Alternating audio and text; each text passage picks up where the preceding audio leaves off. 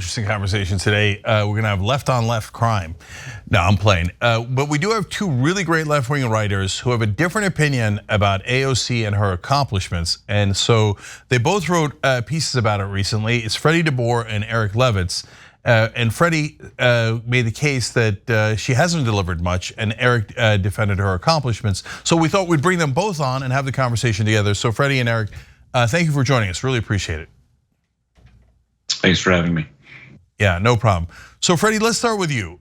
Make your case as to why AOC has not delivered.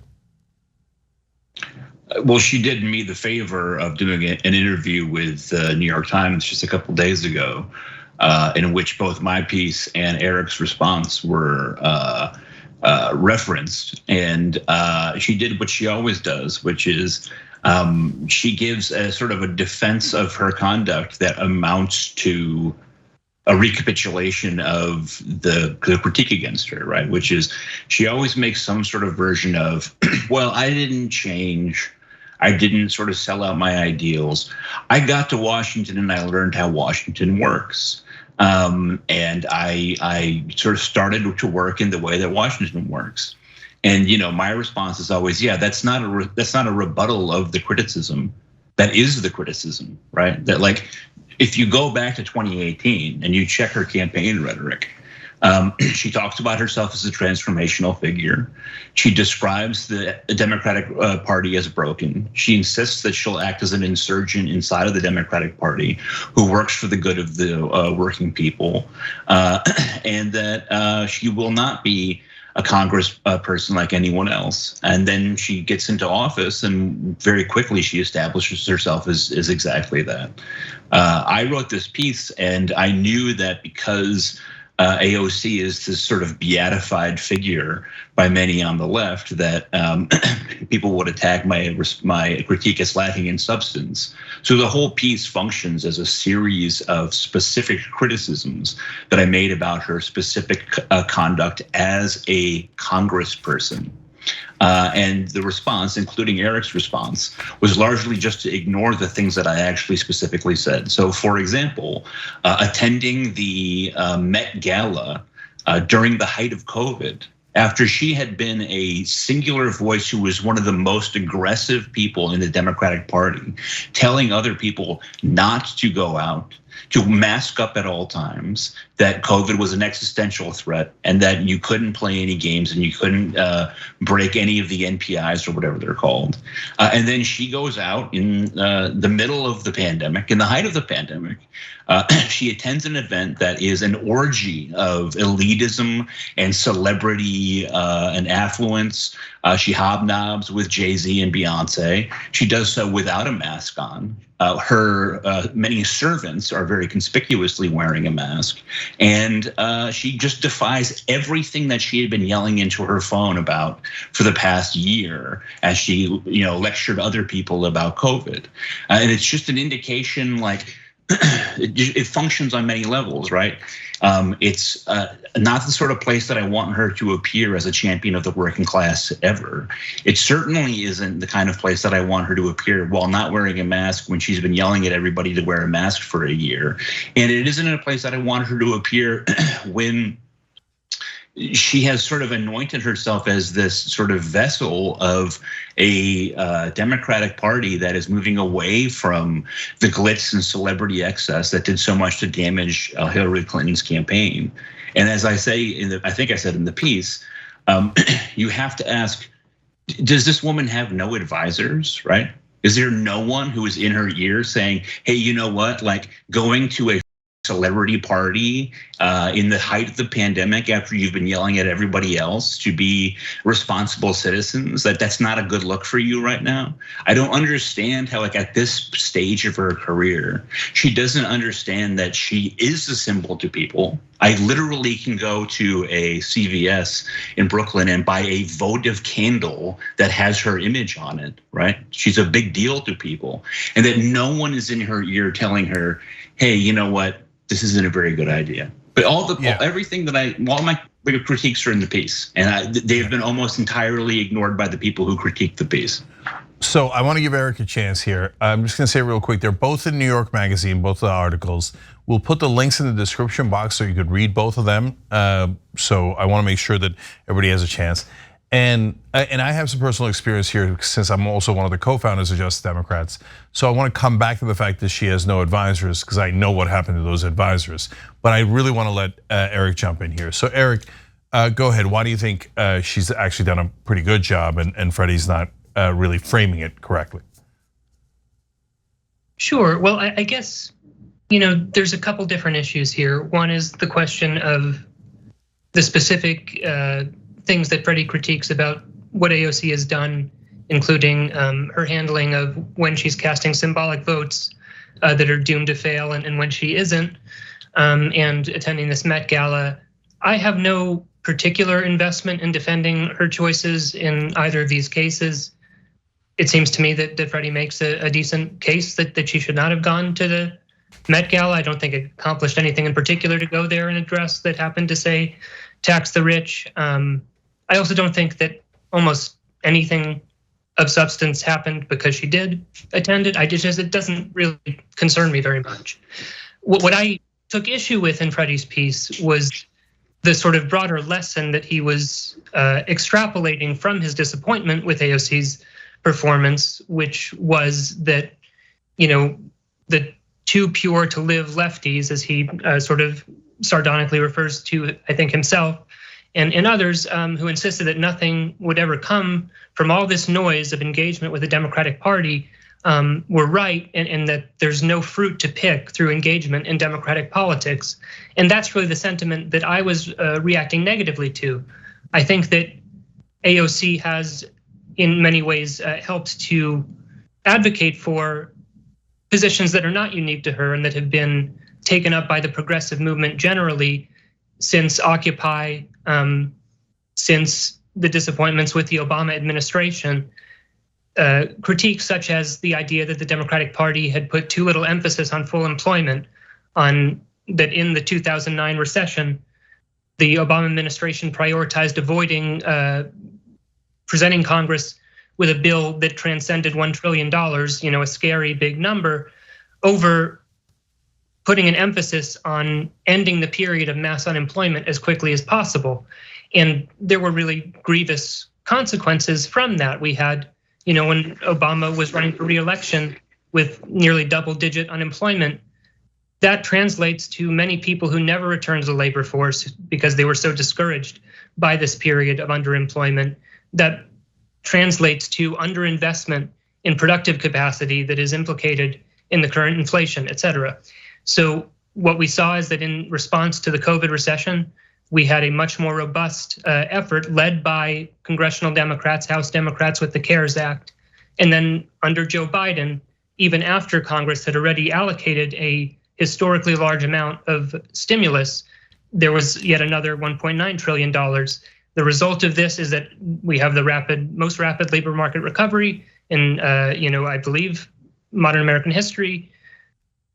In addition to this, we have seen some incorporation of some critiques that the left has made of American foreign policy with the drawing down of the drone war, the exit from Afghanistan.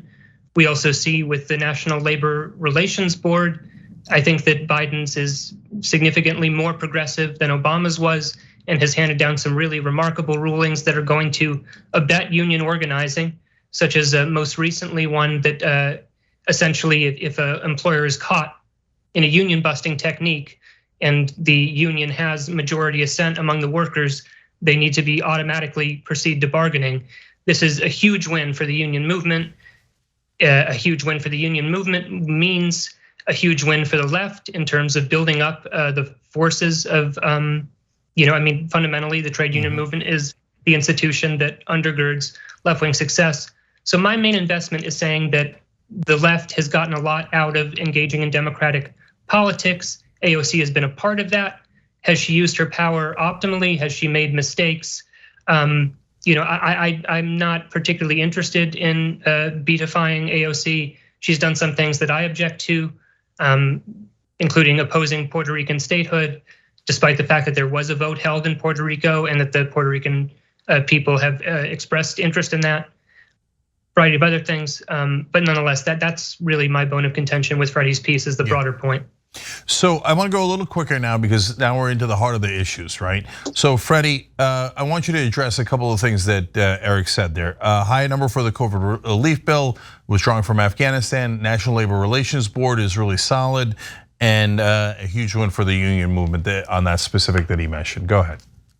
Yeah, so I mean, like, look, Eric is absolutely right that the new NLRB board is, and their prominent decisions have been an unalloyed good for anybody who is left-leaning, and I celebrate that aspect of Biden's presidency. I don't particularly give Biden himself credit anything for more than sort of appointing who any Democrat who took office in 2021 would have done, but that's absolutely a good thing about it. But it has to lead to actually increasing union numbers. I mean, which behind all of the rhetoric about, hey, they're unionizing Starbucks or there's a strike in Hollywood or whatever, the last numbers that we've seen for the rate of people employed in union positions in the United States has it at like 10%, and it's like 70-year low or something like that. So that number has to rebound before I take it particularly seriously. I mean, you mentioned Afghanistan. Afghanistan is exactly that's Biden sort of leading from behind, right? That was a war we were in for 20 years. We occupied the country for 20 years. Being the last asshole in charge when we sort of pull out after 20 years does not like inspire me to say like you are a foreign policy genius. And it's the same way with the drone war, right? Like the Democrats have pulled out of the drone war because no one cares about terrorism anymore. If they felt like they could sit in a presidential debate and get stung by somebody saying, "Oh, you're soft on terrorism," then they'd be sending drones out and hitting Afghanistan weddings every day if they had to, right? I would just look at like immigration and I would say this is an issue on which it's barely legible how Biden is better than Trump, but it's also an issue that Alexandria Ocasio-Cortez, the Justice Democrats, the left wing of the party, all said this is a core issue for us. For 4 years, all I heard was kids in cages. I heard lots of weeping and gnashing of teeth. In fact, we have photos of AOC crying at the border about kids in cages. There are still kids in cages. Families are still being separated. Many of the Trump policies are still being implemented by Biden. And the reason why is because that's an issue on which he feels it actually has political teeth. He's not worried about ending the drone war because he doesn't think there's a political cost to be paid. Where he does think there's a political cost to be paid is immigration, and there he's doing nothing. So Eric, so it sounds like Freddie's acknowledging it, and I would acknowledge, and let me be clear to the audience, I'm moderating here and it's a discussion. We're all talking it through. We all generally want to go in the same direction, but this is a good, healthy discussion about what it means to deliver and not deliver, right? So I'll say for my part, I think the left, including AOC, did push the National Labor Relations Board to be better. But Eric, on the other hand, Biden would have done the Afghanistan withdrawal with or without AOC or the Just Democrats or progressives, but tell me if you think that's wrong. And Freddie's adding in immigration, their policies are pretty similar. So when there's pushback from the right wing, it doesn't look like progressives are able to really win that argument within the Biden administration. Are we seeing that wrong? Well, I think that there's a few different issues there. One, in terms of, there was immense pushback to the Afghanistan withdrawal. I mean, you had not just from the right wing, right, but every mainstream cable news channel chose to pretend as though everything had been going essentially fine in Afghanistan for the past decade until suddenly when Biden is pulling out troops, then the deaths of US soldiers there are headline news, et cetera. So there was immense pushback. And I think that if progressives do not, reward to an extent a Democratic politician for, in fact, taking a huge, what would prove to be a huge political risk and being willing to defy both the, Pentagon brass and CNN and, many of the news analysts at the New York Times, then I think there's going to be even less incentive for Democrats to do as Freddie, I think, is suggesting, that he wants them to do, which is to not fold in the face of political adversity, but to stand for progressive principles even when it is difficult. Right, Eric, I'm sorry, I'm gonna jump in for a second. So I agree with you. And on the show I said many times, hey, you gotta give Biden credit. He withdrew from Afghanistan and he took all that crap from mainstream media. No question that you were right about how mainstream media handled it. But I'm just curious, do you think that look, I've founded Just Democrats. I want them to get credit. I want them to do well. But do you really think that they really had anything to do with Biden's decision on Afghanistan? Yeah, so this is a good question, and I am not sure, to be honest, of that specifically. What I am speaking about is the broader progressive movement, post-Occupy, post the reaction against the Obama administration's first term and its turn to austerity.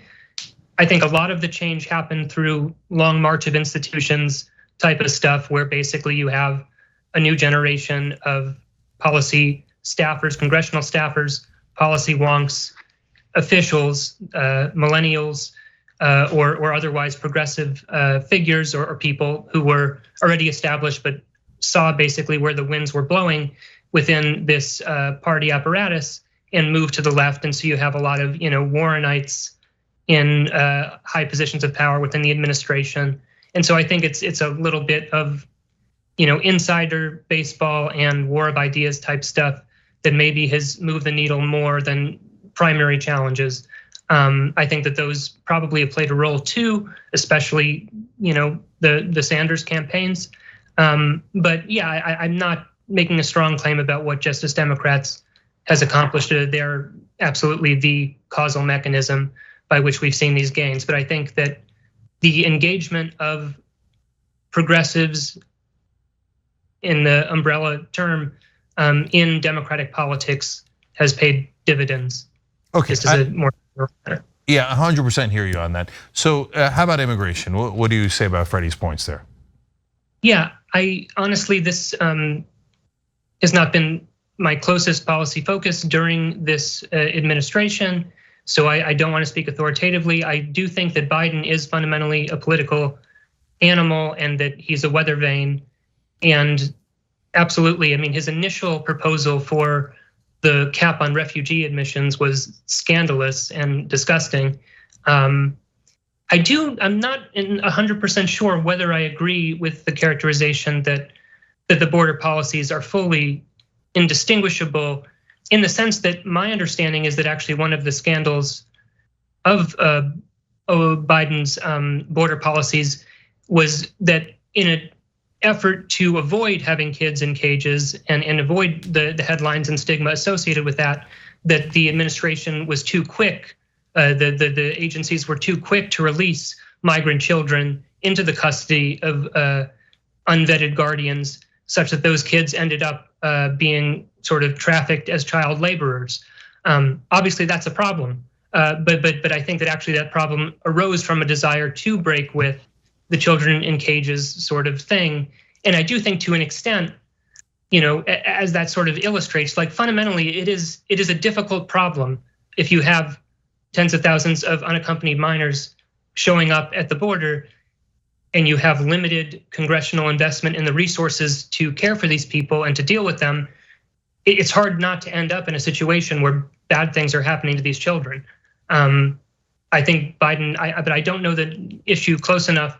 I'm sure that Biden could have handled this better. I'm sure that concern for political positioning is undermining the humanity of the response, but the scale of that versus the inherent difficulty of the problem is not clear to me.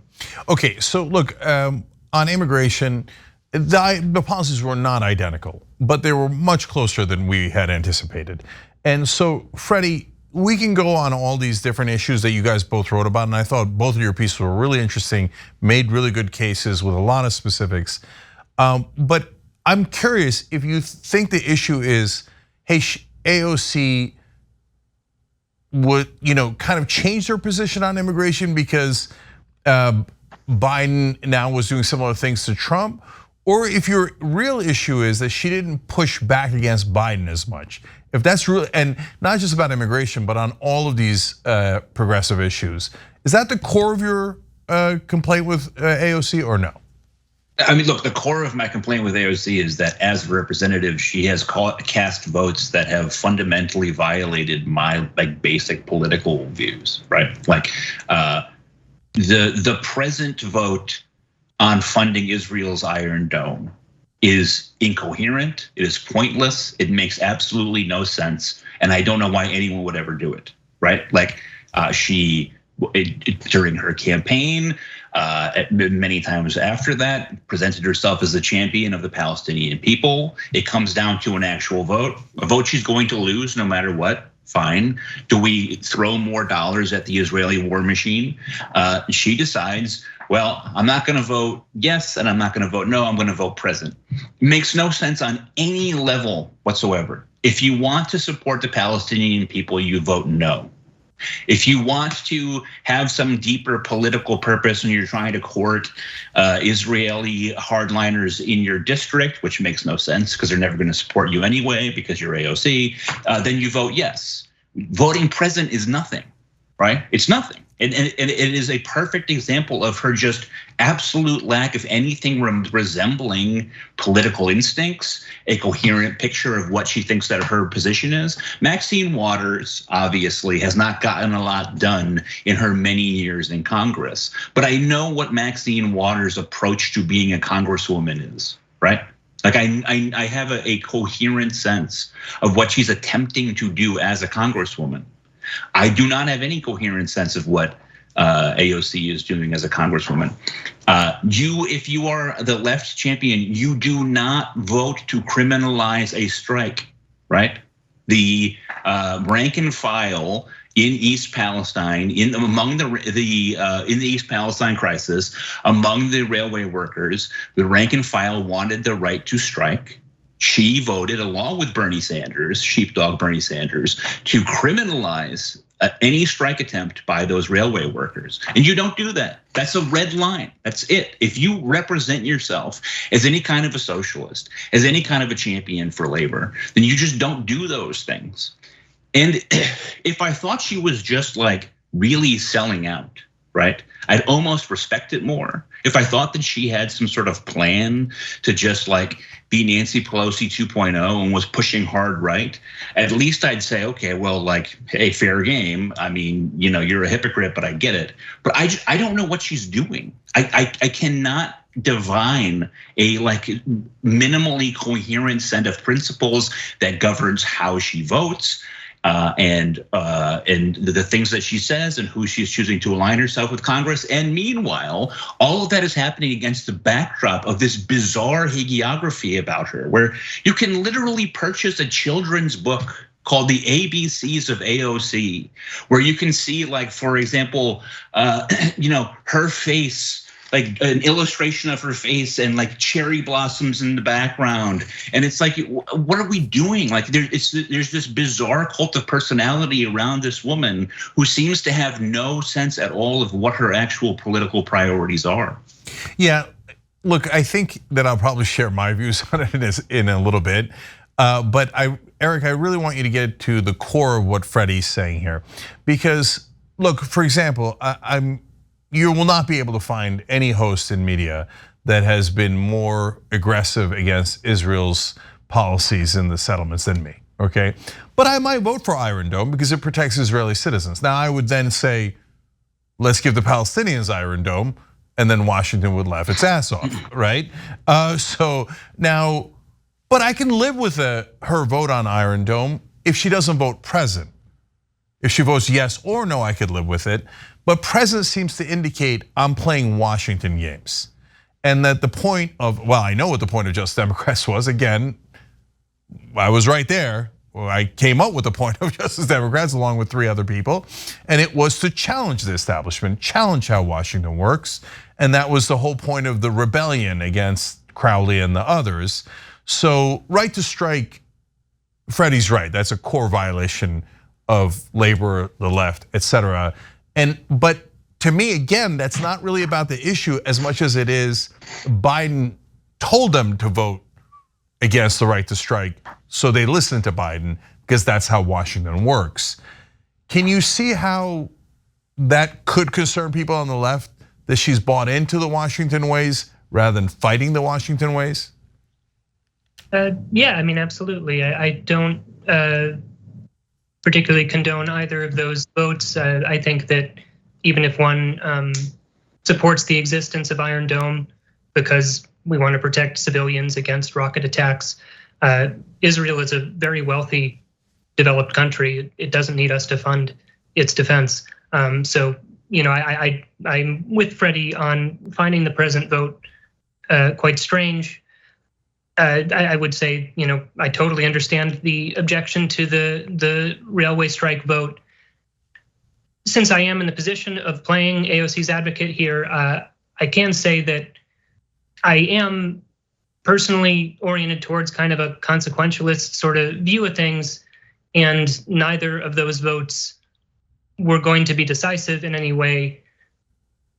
Maybe, especially on the railway vote, I don't know, to the extent that this is a horse trading in which she is increasing her internal conference influence such that she can better secure in a budget deal some priority that is going to really help working people in her district. If she plays ball with the administration on stuff where her vote is not going to be decisive one way or the other anyway, I'm open to that sort of argument, but obviously I'm not privy to any information that would suggest that that was actually in fact the case with either of these votes. And certainly it doesn't really make sense in the case of the Iron Dome vote, because I doubt that anybody cared within the Democratic establishment one way or the other that she voted present instead of no when she wasn't even voting yes. So yeah, I don't think that she should be above criticism or that her conduct has been perfect, but I do think that she has done valuable things during her time in Congress. Eric, yeah, let me stay with you here for a second, because I understand the point you're making. Look, are these votes consequential or not? And so are we doing this for optics, or does it really matter what happens in crunch time, right? So then let's go to crunch time. Build Back Better. Manchin is making all sorts of demands. Progressives decide under the leadership of Pramila Jayapal that they will not make demands. They did in the beginning. They didn't want to decouple the two bills, you remember. And then when Biden said, no, decouple them, and we're going to pass the one that the conservatives want first, and then we will get back to yours. And don't worry, we won't eviscerate it. You'll still have most of it in there. And Jayapal went with, this was literally named Trust Biden strategy.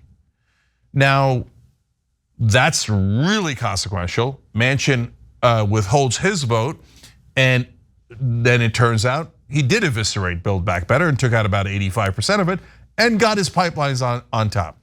AOC and the Just Democrats and Bernie do not withhold their vote and get pretty much nothing in return. So now that's super consequential. Did they screw that one up? Potentially, but I think that there's a lot of different assumptions that one has to make. One is that it is in fact the case that Manchin so wanted this infrastructure bill that he would be willing to have terms dictated to him by the left wing of the Democratic Party on another bill just so he could get the infrastructure bill, when there's a good chance of, in a divided government, he could get many of those items. There's also the difficult fact that based on the document that Schumer had for Manchin, I believe in June 2021, he was on board for a $1.5 trillion version of Build Back Better. The fact that there are many different factors for why the process got dragged out, but the fact is that, with perfect hindsight, if progressives actually had caved sooner, before inflation got more persistent and Manchin got more politically freaked out about that, it's potentially the case that actually we could have gotten a bigger package by being less aggressive and catering more towards Manchin sooner. I don't like that. That's not an appealing idea to me, but I just think that there's a lot of different things. I don't know. The situation with that bill and how things went down, I don't think that there's a clear, easy lesson that adversarial tactics work better than sort of cooperation and ego massaging when you're in a situation where one senator has the weight, to make or break your bill and has a credible threat that he is willing to live with $0, which is the difference between Manchin and Bernie Sanders. Bernie Sanders cannot credibly say that I really don't care if we do $0 of climate investment. If I don't get to set the terms, I'm willing to walk away. Manchin was in a position where it was probably politically potentially beneficial for him to kill Biden's signature bill, where he doesn't have particular investment in climate change as an issue. And so he has the credibility to walk away that gives him the leverage. And what we saw ultimately is that the way that the climate legislation was brought back from the dead was essentially by just stroking Manchin's ego and giving him what he wanted. So I don't know, it's a complicated story what happened with Build Back Better. So Freddie, Eric's not alone in saying, well, look, Manchin could have walked away from the infrastructure bill too. Then you wouldn't have had infrastructure or Build Back Better. How do you respond to that? There are other people who can do a better case about arguing about the horse race politics than I can. Brianna Joy Gray has done a lot of work sort of laying out what some of the possibilities might have been. First of all, there was a media moment where AOC said, I'm personally going to force a $15 minimum wage into the American Rescue Plan. And you can go and you can Google and you can look at that particular moment and you can find that there are 3 or 4 headlines from fairly prominent places that have this premise that AOC is going to be the champion of a $15 minimum wage, sort of rammed into these COVID relief bills.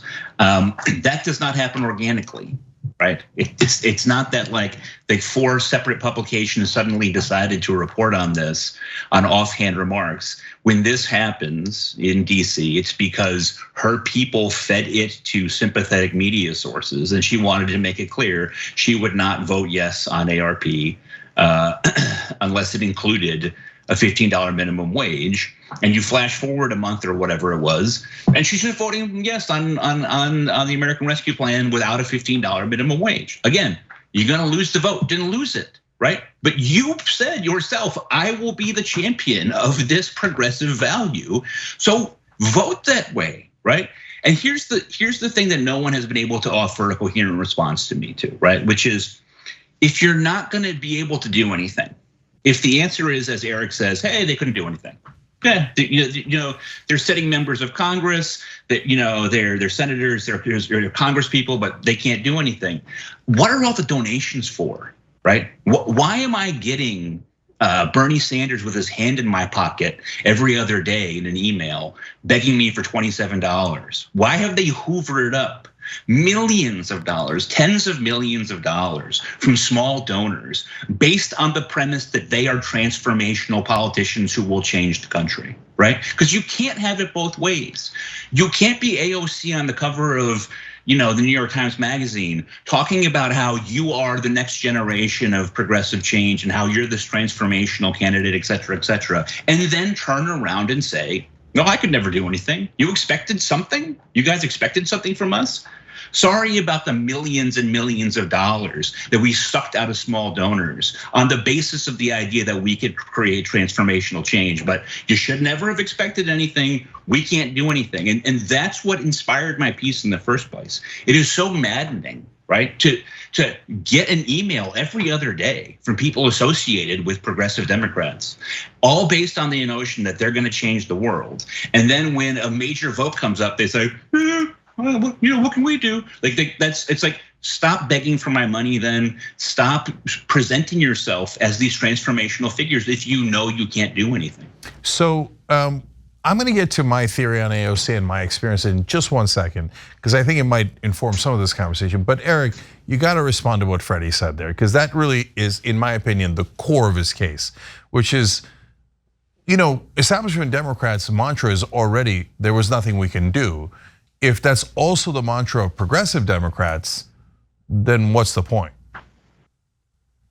So I don't think that the mantra should be that there is nothing that we can do. I think that what the just brute fact of the matter is that if you have a congressional majority in which you have just a single vote majority that is reliant on a representative from a state that voted for the right-wing party by 40 points in the last presidential election, that is going to mean that the disagreements between AOC and Nancy Pelosi are not going to be really what's deciding the hinge on which policy turns. That's just not the situation that you are in.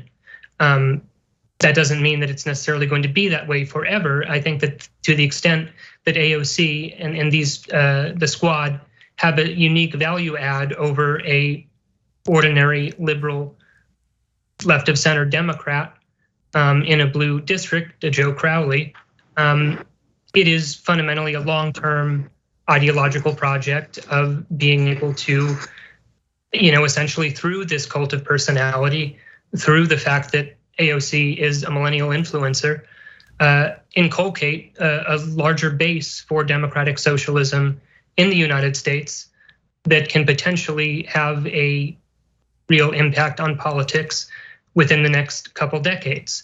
I think that that's the scale that you're looking at. Now, if you're thinking in those terms, I would agree with Freddie that if we're trying to use the office as a propaganda platform, then casting votes like the railway vote does not seem advisable. That said, I just don't think that these ideologically inconsistent votes are the totality of what AOC is doing in terms of messaging and in terms of promoting a vision of change from her position. And so I don't think that she should be judged exclusively on those moments. But yeah, I guess I basically think that to the extent that the squad and Justice Democrats are contributing a real value add, it's going to be through small bore initiatives in budgetary negotiations that are near and dear to the left. And otherwise, in terms of transformation, it's a long-term project that hopefully they do some, proselytizing for their ideological vision and use the prominence that Congress affords to advance that. Okay, so now finally to my experience, and I want to run it by both you guys as to my theory as to what's happening. So you said, Freddie, in the beginning, does she have no advisors that would tell her not to do this? And I know what happened to her advisors. One of them was my co-founder, Shoykat Chakrabarti. He co-founded Just Democrats with me, and then was chief of staff to AOC. And he's, along with Corbin Trent, another pivotal organizer of Just Democrats, organized the sit-in in Nancy Pelosi's office. And that was a spectacular success where they fought against the establishment and put Green New Deal on the map. And that also put AOC on the map in a lot of ways. Her victory did, and then the sit-in did. And that's why you have books like ABCs of AOC's. 6 months in, she basically showed Shoykat the door, and quickly thereafter showed Corbin the door. And why? Because Shoykat had criticized a conservative Democrat on Twitter. Wait, we were supposed to fight conservative Democrats. We weren't supposed to fire the founders of Justice Democrats because they lightly criticized them on Twitter. And so I think that the media got to her and Washington got to her, and they taught her how Washington works, as Freddie said, right? And the way Washington works is if you're good boys and girls, you will get books written about you and you will get very positive media coverage. But if you continue to rebel, we will say you cost us the infrastructure bill, you cost us Build Back Better, it was all your fault, and we will heap nothing but criticism against you, and those little girls will burn their ABCs of AOC book. And so it makes people intensely uncomfortable to be criticized at all times. So they got tired and they didn't want to be criticized, so they started playing this middle ground strategy of small bore and pretend that you had a big thing to do with getting out of Afghanistan and get the culture war issues, which you're rewarded for, but that leads to no bills, and they got comfortable. That's my theory. First, Freddie, does that jibe with what you're saying? Does that make sense to you? Yeah, so I got my PhD at Purdue University in Indiana, and I was there in 2012 when there was a Senate election, and the Democratic representative was a man named Joe Donnelly, who was a pro-life Democrat. And I had sworn my entire life that I would never vote for a pro-life candidate under any circumstances. But Indiana was a swing state at that time. Obama had won it in 2008. And Donnelly was seen as a key member of a Democratic Senate that could protect Obamacare when it was still very vulnerable. And I listened to that, and I listened to it, and I listened to it, and people pressured and pressured and pressured, and everybody told me you got to vote for Joe Donnelly. And so I violated just an absolutely basic, kind of like sacred commitment of mine to never vote for a pro-life candidate. And I voted for Joe Donnelly. And what I got was Joe Donnelly, who was an absolutely useless senator who spent the entire 6 years of his brief Senate career threatening to defect and vote with the Republicans, and who was just perfectly useless. And would I do it again? I don't know, right? I don't know. What I do know is I would love to be able to support a party where I was not constantly put into that position, right? Like where I didn't have to constantly ask myself just how sacred basic commitments of mine are. And if you look at someone like AOC, you say to yourself, okay, at least this is someone at the beginning of her career, at least this is someone who's never gonna put me in that position, right? She might never have power, she might never be influential, but she will be able to hold down that seat in Queens, and she will be a far left Democrat, one of our few sort of representatives. And I just don't know, as I said in that piece, I don't know what she stands for. It's very disappointing. And if you can't stand up to the pressure within your own party to move relentlessly towards the corporate side of the Democrats, and I don't know how in the long run, if you do become speaker someday, I don't know how you're gonna stand up to the Republicans. So Eric, first let me acknowledge here that this is, it's not a debate, it's a discussion. We all generally agree on the policies, but I'm been more on Freddie's side. So I want the audience to understand Eric's kind of going 2 against 1 here. So just take, understand that context, okay? But now Freddie, I'm sorry, Eric, I am genuinely curious about what you think about what I said and the theory that, well, it's just personally very, very difficult to be criticized at all times from everyone inside your own party and everyone in mainstream media. So there was a little bit of taking the easy way out by not opposing them at critical times. I think that that's possible, although I think if you look at AOC's social world, it's a very left-wing, very online one, and the route that she has taken has not involved avoiding all criticism that could potentially be psychologically painful. So it's plausible, but I'm not 100% sold just because of that aspect. And then as far as her staffing decisions, I don't know the details of that.